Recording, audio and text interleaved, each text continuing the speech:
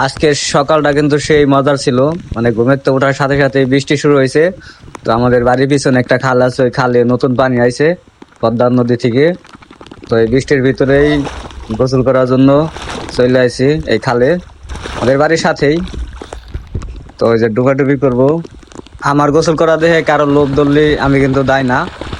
এই বৃষ্টির ভিতরে কিন্তু সেই একটা ফিল হইতাছে, সেই মজা হইতাছে। আর এত সকালবেলা কাউরে পাই নাই সাথে গোসল করার জন্য, আমি একাই ছিলাম।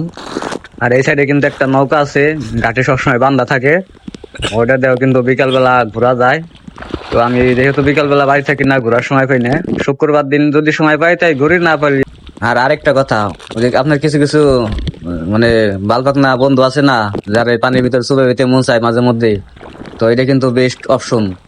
আপনি এই যে ওরে নিয়ে আসবেন, এনে পানির ভিতর ধাক্কা দিয়ে ফেলাই দিয়ে 4-5টা চুবেন দিয়ে বাড়ি নিয়ে যাবে। তো সময় পাইলে ওরে নিয়ে আসবেন চুবেনের জন্য। আর মেনশন লাগান আপনার এই ভিডিওতে যে কারে কারে চুবাইতে চান। পারলে আমার সাথে নিয়ে নেন, আমি ওদের একটা চুবেন দিয়ে দেবানি।